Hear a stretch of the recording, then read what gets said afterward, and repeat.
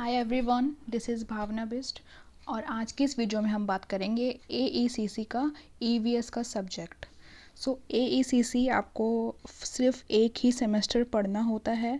अगर आपका first semester English था तो सेकंड सेमेस्टर आपको EVS मिलेगा। अगर EVS आपका फर्स्ट सेमेस्टर में था तो सेकंड आपको इंग्लिश मिलेगा। तो इंग्लिश AECC की वीडियोस को सारे के सारे चैप्टर्स मैंने अपलोड अपने चैनल पे कर दिए थे और मैंने आपके लिए प्लेलिस्ट भी बना रखी है। तो अगर आपको AECC का इंग्लिश पढ़ना है तो आप वहाँ से पढ़ सकते हैं। आज हम शुरू करने वाले हैं अपनी EVS की सीरीज़ को। ये जो EVS है, ये आप AECC का आपको जो कोर्स है, आप BA से हो, BA ऑनर्स से हो, BA प्रोग्राम से हो, अगर आपके पास AECC है तो EVS का सब ये वाला जो आपको जो कोर्स है वो सेम रहने वाला है। ठीक है, इसमें लिखा भी हुआ है, आप यहाँ पे देख सकते हैं, फॉर ऑल UG कोर्सेज, और ये दिल्ली यूनिवर्सिटी का है। बेसिकली हमको पता है कि EVS में हम क्या पढ़ते हैं। EVS में हम पढ़ते हैं कि हमारा इन्वायरमेंट कैसा है, एंड हमारी biodiversity, and non living thing, living things, plants, animals, all these things we studied in EVS तो हमने अपनी जूनियर क्लासेस में भी पढ़ा हुआ है। तो फर्स्ट चैप्टर देखते हैं आप लोगों का क्या गिवन है। तो फर्स्ट चैप्टर है हमारा इंट्रोडक्शन टू इन्वायरमेंटल स्टडीज़। तो इस चैप्टर में, चैप्टर नंबर 1 में, आपको EVS के बेसिक जो होती हैं टर्म्स, इंट्रोडक्शन जिसको आप बोल सकते हो, उसको आज हम इस वीडियो में पढ़ने वाले हैं। रीड करेंगे हम। Introduction. The term environment is derive from a French word इन्वॉन। अब हमको पता है कि जितने भी हमारे पास इंग्लिश वर्ड होते हैं वो किसी न किसी वर्ड से डिराइव हुए होते हैं, चाहे वो फ्रेंच वर्ड हो, चाहे वो जर्मन वर्ड हो, चाहे वो लैटिन वर्ड हो। तो वैसे ही आपको जो इन्वायरमेंट का वर्ड है, इसका फ्रेंच वर्ड क्या था? इन्वॉन, विच लिटरली मीन्स सराउंडिंग्स, और इसका मतलब होता है सराउंडिंग। ये हमको पता है, सराउंडिंग होता है हमारे आसपास का माहौल। हम बोलते हैं कि तुम्हारी सराउंडिंग्स कैसी है, आपका इन्वायरमेंट कैसा है। Anything and everything which surrounds us, that is all living beings. Biotic, living beings जो होती हैं उनको हम बोलते हैं बायोटिक। अब लिविंग बींग्स में कौन कौन आता है वो आपको पता है, जैसे कि ह्यूमन बींग्स हो गए, एनिमल्स हो गए, बर्ड्स हो गए, प्लांट्स हो गए, ट्रीज़ हो गए, they all are the biotic components. And non living हो गया, उसको बोलेंगे अबायोटिक कंपोनेंट्स, यानी कि जिसमें कोई भी जान नहीं है, तो उसको हम वो होते हैं air, water, sunlight, all these are the abiotic components. तो यहाँ पे हमने स्टडी किया कि what is the meaning of environment word, and हमारे सराउंडिंग्स में क्या क्या होता है, लिविंग बींग्स होते हैं, नॉन लिविंग बींग्स होते हैं। बट अगर आपका आंसर में आता है तो आपको बायोटिक एंड अबायोटिक की टर्म को यूज़ करना चाहिए, बिकॉज आप EVS का एग्ज़ाम लिख रहे हो। तो ये कुछ ऐसे टर्म्स होती है जिनको आपको यूज़ करना चाहिए। देखो, सिंपली आप लोग लिविंग बींग्स भी लिख सकते हो, बट अगर आपने बायोटिक लिख दिया सो वो बहुत अच्छा इंप्रेशन देता है।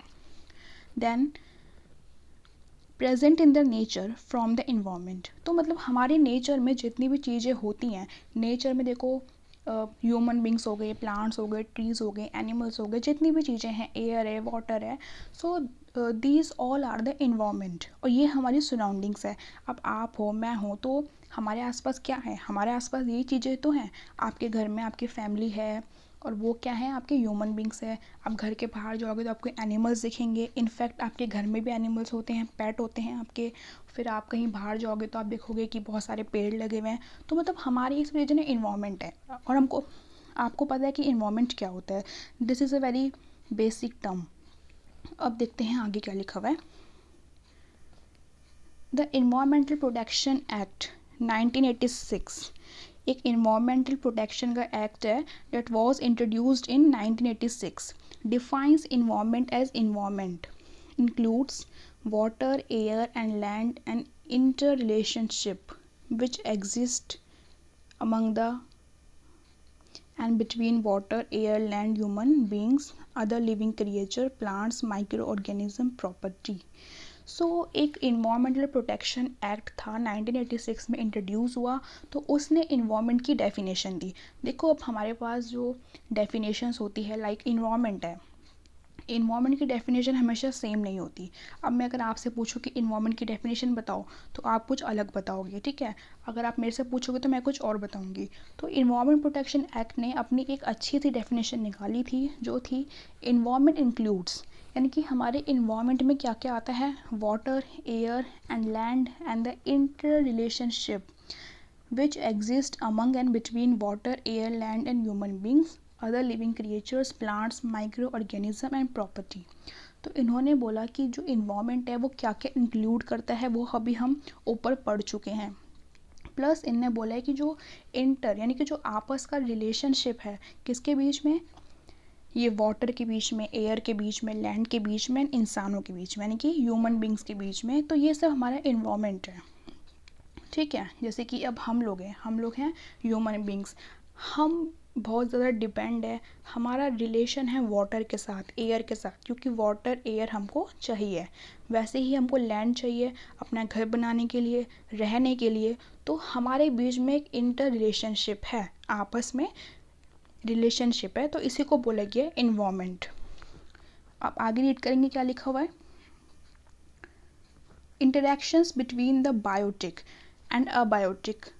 बायोटिक आपको मैंने बताया था लिविंग बींग्स, एंड अबायोटिक मतलब non living beings. Components lead to a functional ecosystem and sustainable life on the planet earth. तो यहाँ पे बताया गया कि जो बायोटिक एंड अबायोटिक कंपोनेंट्स होते हैं वो हमारे इन्वायरमेंट में एक अच्छा सा इकोसिस्टम को क्रिएट करते हैं और सस्टेनेबल लाइफ को भी क्रिएट करते हैं हमारी पूरी अर्थ में। अभी हम आगे डिस्कस करेंगे कि इकोसिस्टम क्या होता है एंड सस्टेनेबल लाइफ क्या होती है। We get all the basic goods and services. देखो बेसिक गुड्स एंड सर्विसेज क्या है एक इंसान की या फिर एक किसी भी बायोटिक कंपोनेंट की। Clean air, clean water, food, fodder, medicines, raw materials for the industries, tourism, etc. from the environment. So these all are the basic goods and services that every biotic component needs. It is a well-known fact that the anthropogenic activities and unsustainable consumption of natural resources by the human race have significantly damaged the environment and Mother Earth, and the degradation is still going on to a fast pace. अब देखो हम लोग जो activities करते हैं, हम अपने environment को बहुत ज़्यादा गंदा करते हैं। जैसे कि हम कहीं बाहर जाते हैं तो हम नहीं, मतलब बहुत से लोग ऐसे होते हैं जो बाहर कूड़ा फेंक देते हैं, तो उनके कूड़ा फेंकने से हमारे इन्वायरमेंट पे, हमारे इकोसिस्टम पे बहुत बुरा असर पड़ता है।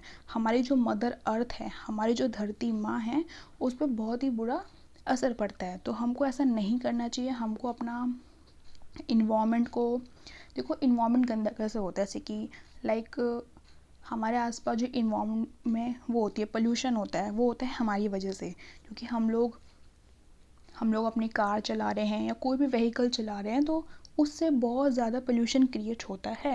एंड जो फैक्ट्रीज़ का धुआं होता है, मतलब ये जितनी भी ह्यूमन एक्टिविटीज़ है, इंसानों की जो एक्टिविटीज़ है, उससे ही हमारा इन्वायरमेंट है वो बहुत ज़्यादा पोल्यूट होता जा रहा है। Therefore, it is our responsibility to protect the environment from getting degraded and polluted. So, as a responsible citizen of India, हमारा ये रिस्पॉन्सिबिलिटी बनती है कि हमको अपना इन्वायरमेंट को गंदा नहीं करना चाहिए। Environmental education is indispensable to create environmental awareness which ultimately will lead to the environmental conservation। तो आपको जो AVS है आपका सब्जेक्ट, या फिर जो इन्वायरमेंटल एजुकेशन है, यानी कि जिसमें आपको आपके इन्वायरमेंट के बारे में पढ़ाया जाता है, वो काफ़ी ज़्यादा इम्पॉर्टेंट है आपके माइंड में एक अच्छी सी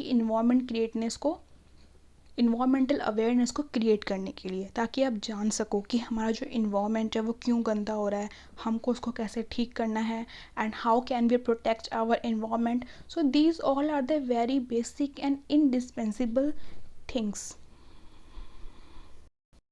सो यहाँ पे हमने ये डिस्कस किया, इंट्रोडक्शन वाले पार्ट में हमने ये जाना कि इन्वायरमेंट की डेफिनेशन क्या है, इन्वायरमेंट क्या होता है। अब हम आगे पढ़ेंगे कि इन्वायरमेंट के क्या क्या कंपोनेंट्स हैं, अर्थ की कौन कौन सी लेयर्स हैं। ओके, सो हम मूव करते हैं फर्दर। देखो यहाँ पे आपको लर्निंग ऑब्जेक्टिव्स हैं कि ये जो आपका चैप्टर है एंड जो आपका ये सिलेबस है, सॉरी जो आपका ये सब्जेक्ट है उसका क्या ऑब्जेक्टिव्स है। तो उसके ऑब्जेक्टिव्स ये कि आपको इन्वायरमेंट के बारे में अवेयर करना, उसकी इम्पोर्टेंस बताना, important concept that is related to your environmental, उसको उससे मतलब उस चीज़ को आपसे इंट्रोड्यूस करवाना अगर आपको नहीं पता है तो, ठीक है। तो ये है इसका ऑब्जेक्टिव्स। हम मूव करेंगे सीधा अपने टॉपिक्स पे। So we have our first topic that name is components of environment. हमको पता है कंपोनेंट्स क्या होते हैं, अब हम स्टडी करेंगे कि इन्वायरमेंट के कंपोनेंट्स क्या होते हैं। Okay, planet earth is only planet in the universe having diversity of life. देखो हमारे यूनिवर्स में कितने सारे प्लैनेट्स हैं, बट एक अर्थ ही ऐसी है कि जहाँ पे हमको लाइफ, ह्यूमन लाइफ हमको देखने को मिलती है।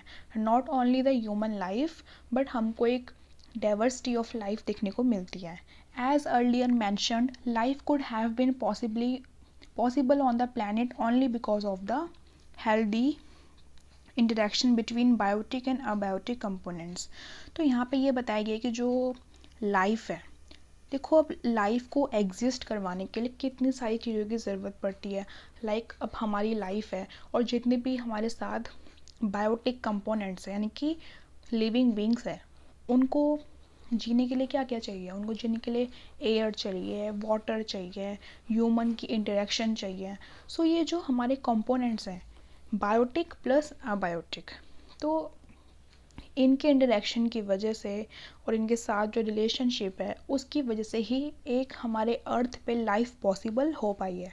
और प्लैनेट्स पे लाइफ क्यों नहीं है, क्योंकि वहाँ पे ये चीज़ें नहीं है। अगर होंगी भी तो अभी तक ऐसा कोई भी प्लैनेट नहीं है एक्सेप्ट आवर अर्थ जहाँ पे हमको लाइफ एग्जिस्ट करती हुई मिली है। ये तो हमसे बुक्स में सुनते हैं कि एलियंस हैं, बट 100% श्योरिटी हमको अभी तक नहीं मिली है। तो लाइफ हमारी सिर्फ अर्थ पे ही अभी तक एग्जिस्ट कर रही है।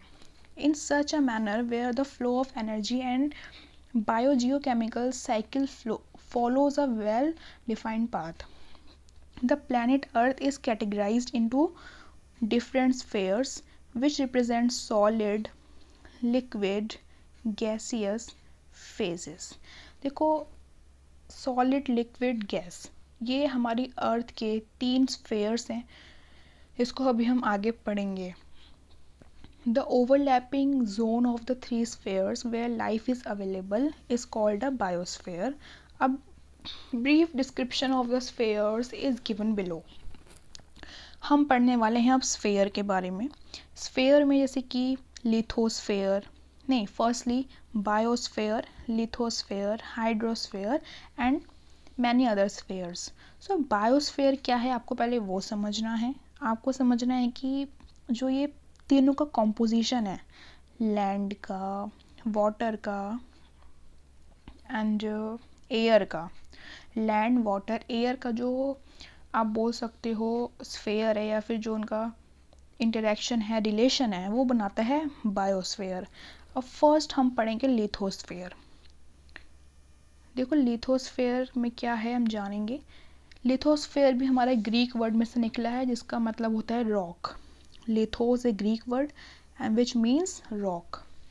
Earth structure can be stratified into outer crust, middle mantle and the inner core regions.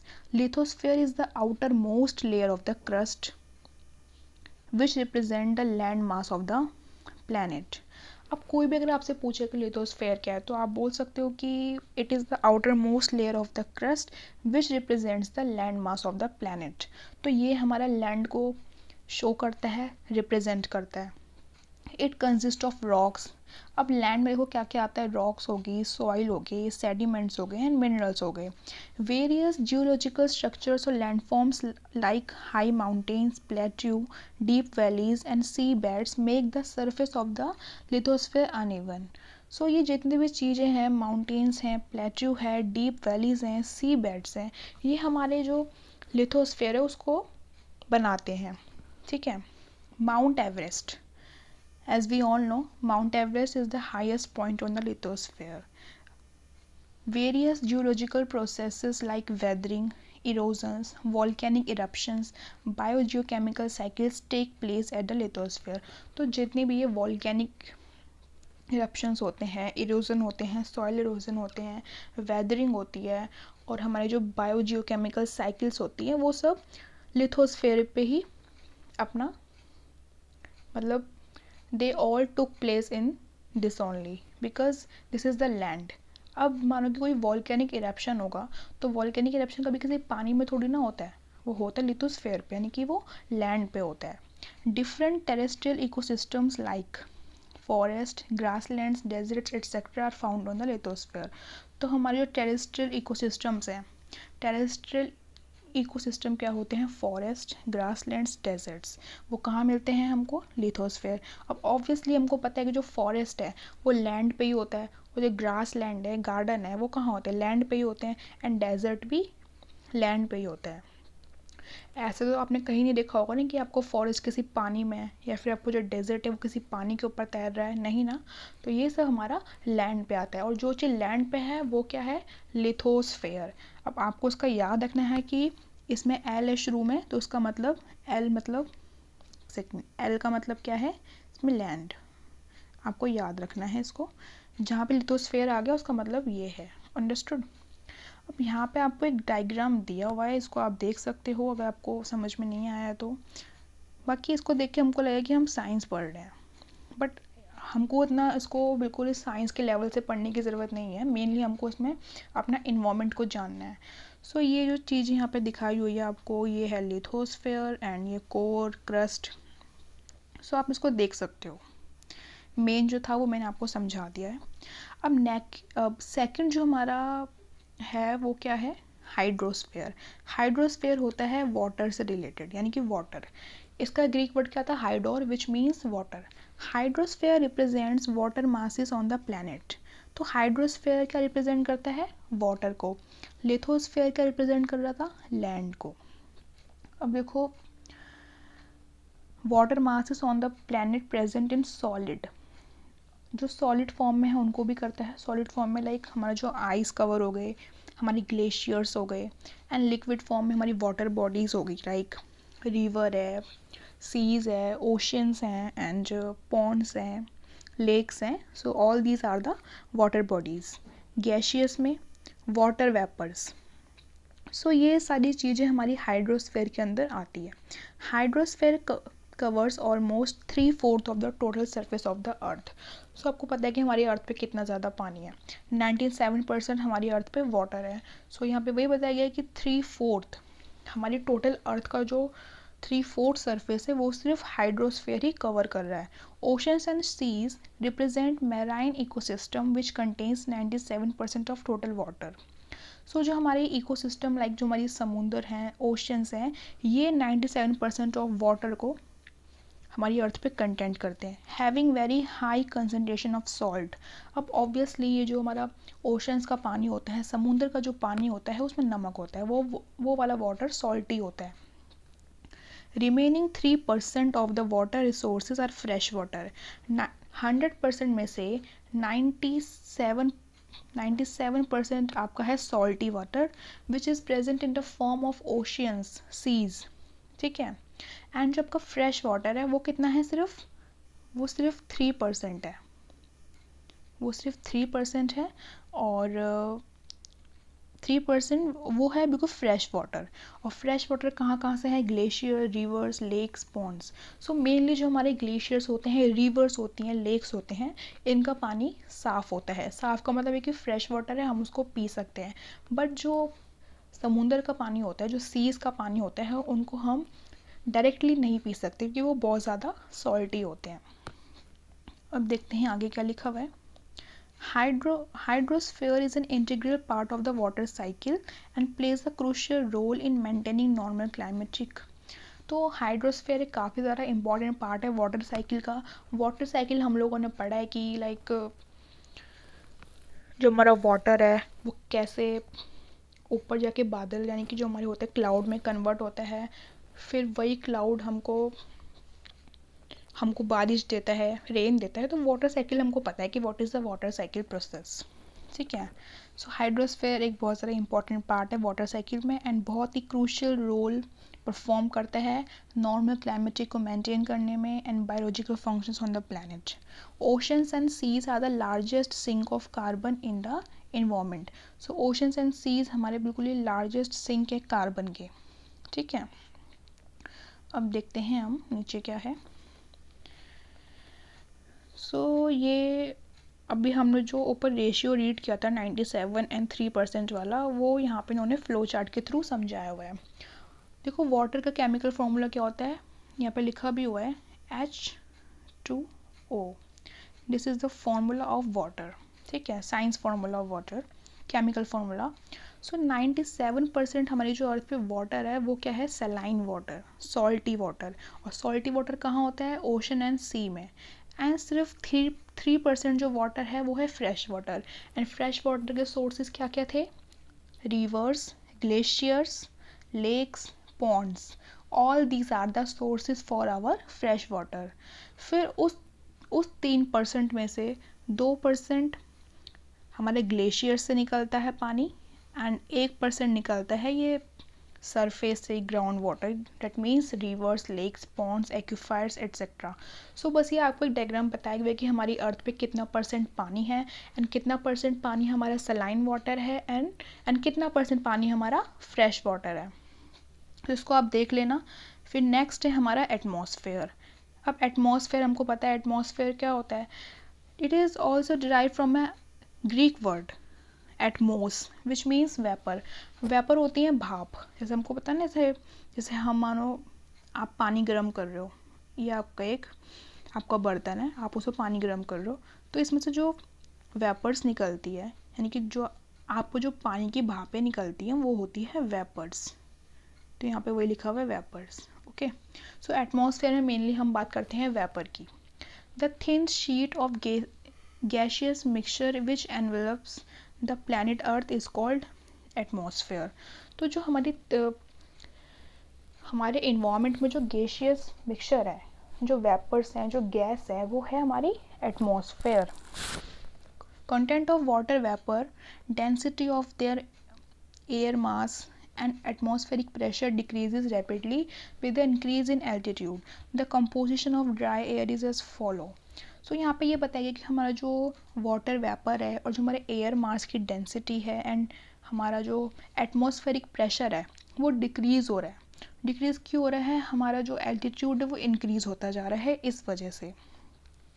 सो यहाँ पे उन्होंने बताया कि वह composition of dry air. So ये देखेंगे हमारी जो एटमॉस्फेयर है उसमें कौन कौन सी एयर्स हैं, dry years.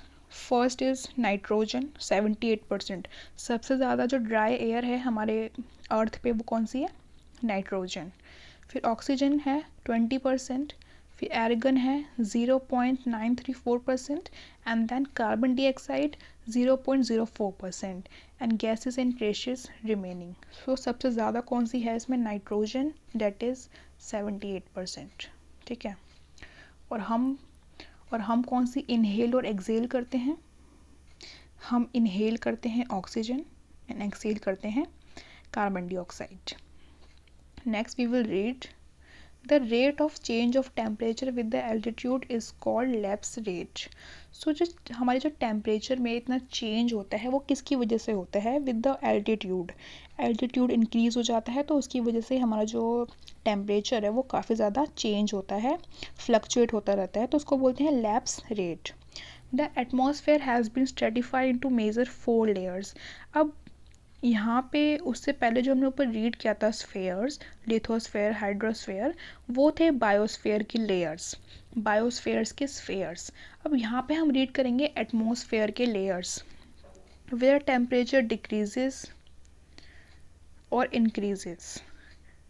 Brief description of atmospheric layer is as follow. अब हम रीड करेंगे कि एटमॉस्फेयर के लेयर्स कौन कौन सी हैं। So we have only 4 layers. First is troposphere. The altitude of this layer varies from 16 km at equator to 8 km at poles. So ये जो आपका altitude है उसमें आपकी layer है जो the altitude of this layer, हाँ, तो इसकी layer है जो 16 किलोमीटर तक है एट इक्वेटर। इक्वेटर आपको पता है कि इक्वेटर एक सेंट्रल लाइन है हमारी उसमें जो हमारी अर्थ को डिवाइड करती है। 8 kilometre at poles. Largest percentage of the air mass found is in this region. तो ट्रोपोस्फेयर में सबसे ज़्यादा एयर मास पाया जाता है। The upper layer is called tropopause. So जो अपर लेयर है ट्रोपोस्फेयर की उसको हम बोलते हैं tropopause. Temperature decreases with increase in altitude. So ये आपसे एग्जाम में इतना पूछा नहीं जाएगा फिगर्स, बट ये आपको बताया गया है। तो आपको ये पता होना चाहिए कि जो आपकी जो फर्स्ट लेयर है वो है ट्रोपोस्फेयर। एंड ट्रोपोस्फेयर आपकी एक ऐसी लेयर है जहाँ पे आपका एयर मास सबसे ज़्यादा पाया जाता है। नेक्स्ट हम रीड करेंगे स्ट्रेटोस्फेयर को। Temperature starts rising in the layer from tropopause. अब ट्रोपोपोज हमने भी ऊपर रीड किया था, वो थी अपर लेयर ऑफ ट्रोपोस्फेयर। सो यहाँ पे भी ये बताया गया है ट्रोपोपोज to स्ट्रेटोपोज। Layering the upper stratosphere absorbs solar radiations and temperature rises. Ozone layer in this region absorb harmful UV means ultraviolet radiations, particularly UVB radiations, because of which life is possible on Earth's surface. However, the ozone layer is depleting at a fast pace due to the presence of ozone depleting substances like CFCs, which means chlorofluorocarbons. Ozone holes are the places in the upper stratosphere where the concentration of ozone has depleted drastically.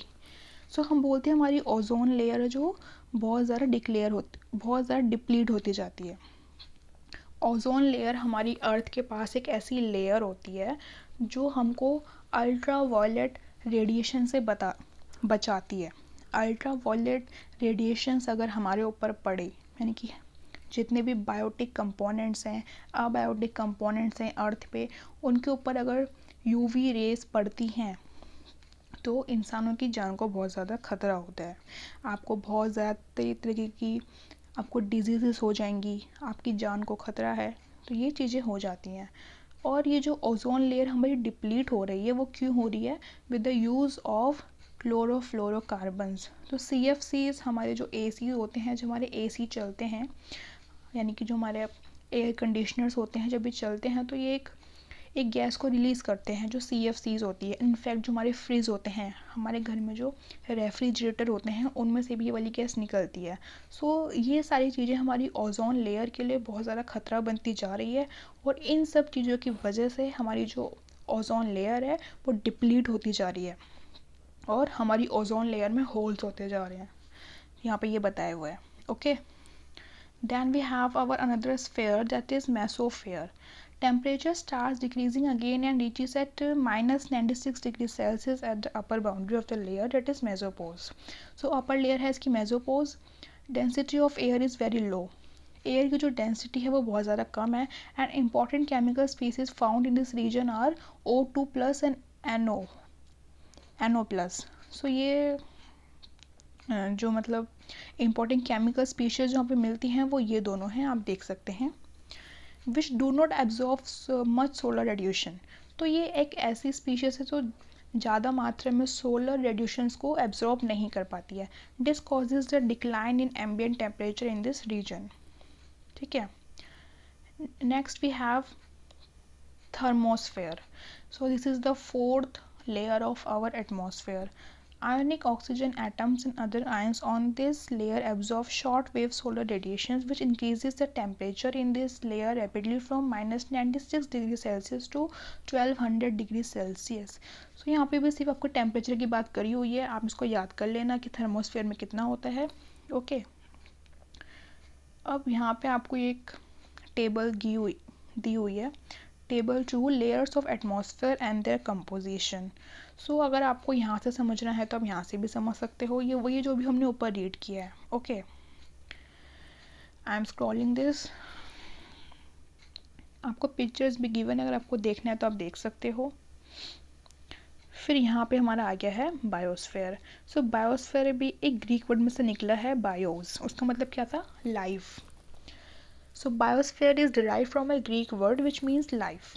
This is the self-regulating overlapping region of atmosphere, lithosphere and hydrosphere in the environment where life sustainably exists.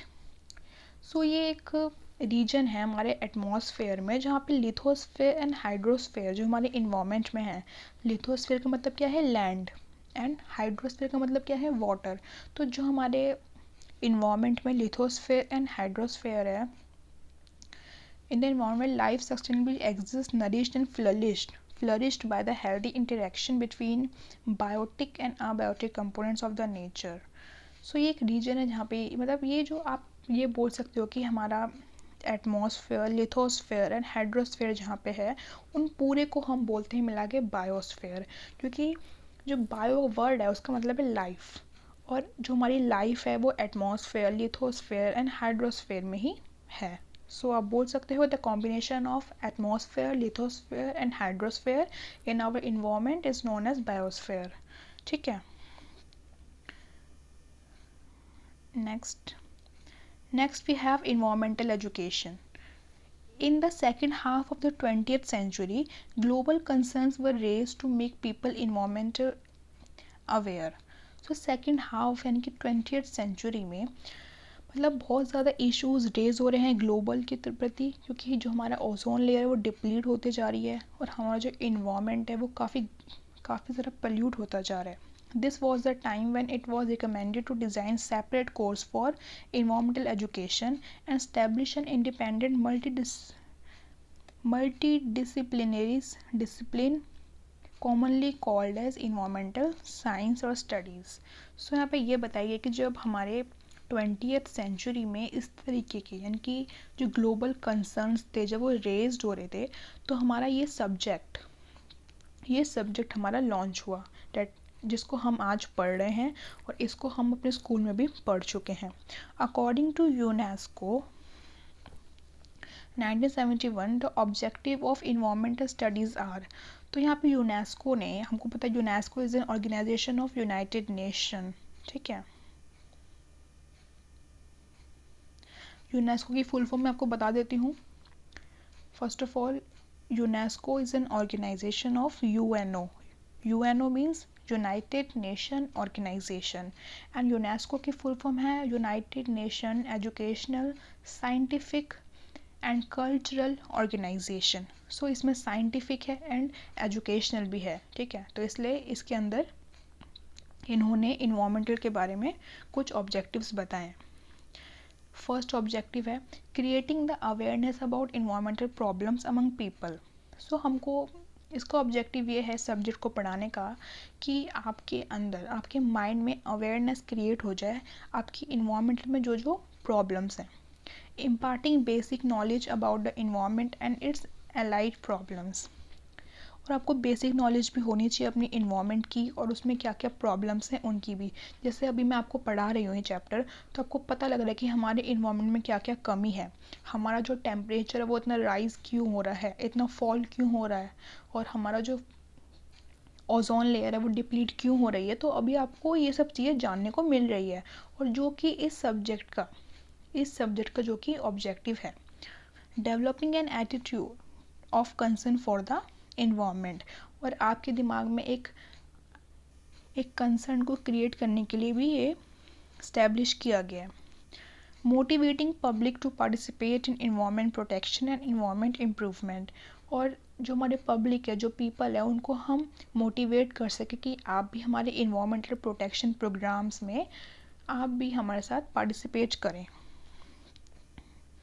Next, acquiring skills to help the concerned individuals in identify and solving environmental problems, striving to attain harmony with nature. So यहाँ पे हमने ये discuss किया है कि क्या क्या objectives है EVS को पढ़ने के और पढ़ाने के. Now we will move to our next topic, UNESCO and UNEP. UNEP है United Nation environmental programme and UNESCO की फुल फॉर्म अभी हम ऊपर जान चुके हैं. Jointly organized first intergovernmental conference on environmental education in 1977 at Georgia. The goals of the conference were, तो एक कॉन्फ्रेंस हुई हमारी इन्वायरमेंटल को लेके 1977 में जॉर्जिया में, जिसके जो गोल्स थे वो ये थे. to foster clear awareness of and concern about economic, social, political, ecological independence in urban and rural areas. तो बेसिकली हमारे जो इन्वायरमेंट में जो प्रॉब्लम्स हैं उसकी जो अवेयरनेस उसको क्रिएट करना, to provide every person with opportunity to acquire the knowledge, values, attitudes, commitments and skills needed to protect and improve the environment. और हर इंसान को एक अपॉर्चुनिटी प्रोवाइड करना, नॉलेज, वैल्यूज़ प्रोवाइड करना, ताकि वो अपना इन्वायरमेंट को इम्प्रूव कर सके और प्रोटेक्ट कर सके, to create new pattern of behaviour of individuals, groups and society as a whole toward the environment. So these were the objectives of the environmental conference that was held in 1977 at Georgia. यहाँ पे हम read करेंगे categories of environmental education objectives. So first is awareness, second is knowledge, third is attitudes, skills, participations. सो ये बहुत ज़रा general चीज़ें हैं, आप इसको रीड कर लेना, इसमें कुछ भी समझाने का नहीं है, जो टॉपिक समझाने का है हम सिर्फ वही समझेंगे. Next we have environmental education in India. India also started taking significant steps to propagate environmental education. At post-graduation level, the environmental education was started by many central and state universities in India during 1985-2000. In 1991, Honorable Supreme Court of India gave historical ruling to implement environmental education at all the levels and gave directions to make environmental studies a compulsory paper for all the streams at undergraduate levels in Indian University. So यहाँ पे ये बताया गया कि हमारे honourable supreme court ने 1991 में ये ऑर्डर दिया कि अब से इंडिया में जितनी भी यूनिवर्सिटीज़ हैं, like Delhi university, Haryana university, जितनी भी यूनिवर्सिटी हैं, सेंट्रल यूनिवर्सिटी, स्टेट यूनिवर्सिटी, उन सब में ये ईवीएस सब्जेक्ट पढ़ाया जाएगा एज अ कंपलसरी कोर्स. इसका नाम भी वही है ना, एबिलिटी एनहेंसमेंट कंपलसरी कोर्स. इसको आप लोग भी पढ़ रहे हो क्योंकि ये आपका एक कंपलसरी पेपर है, आप इसको लीव नहीं कर सकते हो. ओके.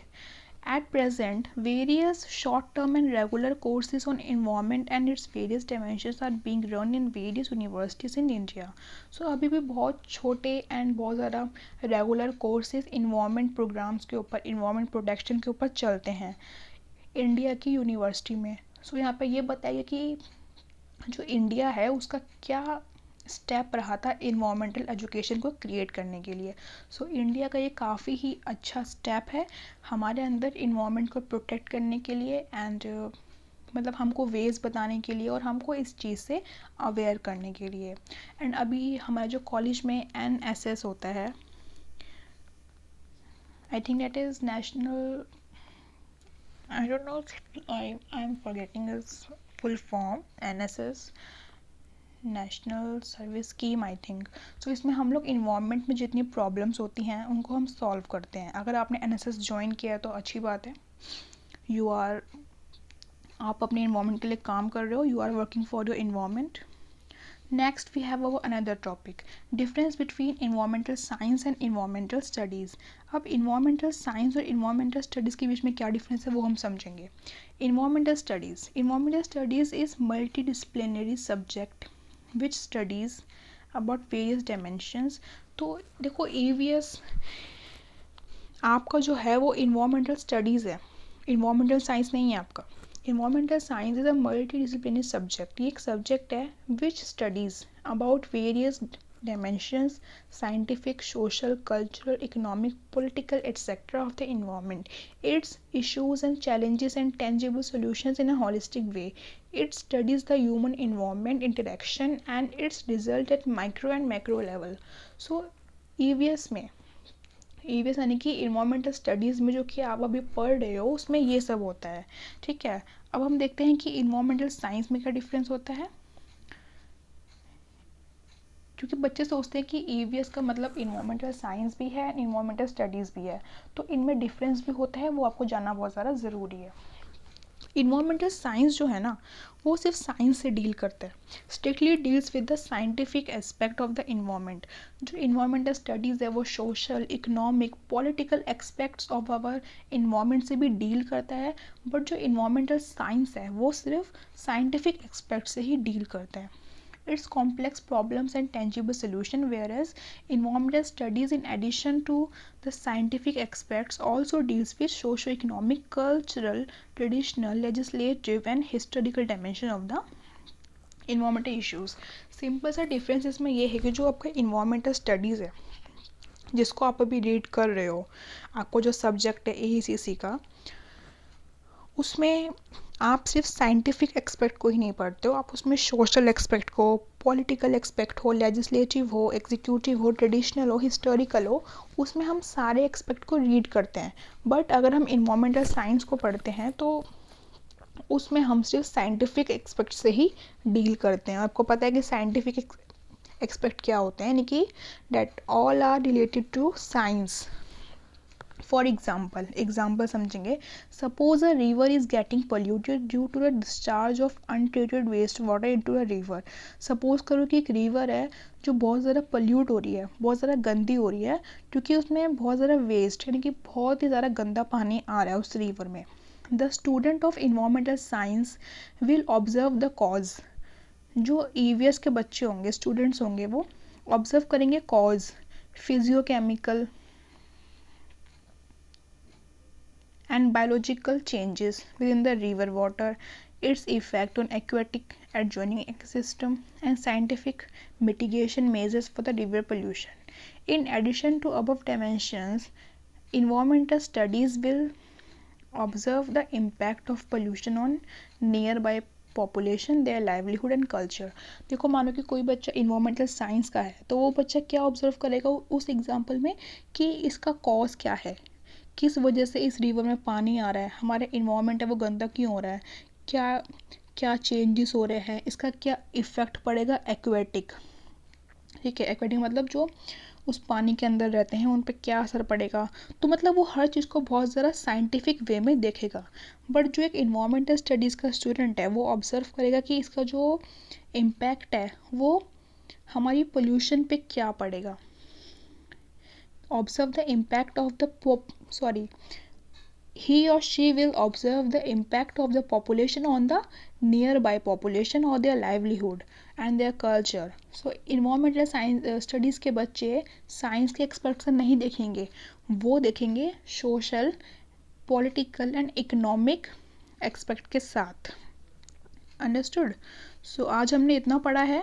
अब यहाँ से जो आपका ये टॉपिक है multi disciplinary nature of environmental studies, इसको हम पढ़ेंगे नेक्स्ट वीडियो में। तो ये था पार्ट 1 वीडियो का। हम देखते हैं कितने पार्ट बनते हैं, बट आई थिंक सेकंड या थर्ड पार्ट में चैप्टर कंप्लीट हो जाएगा।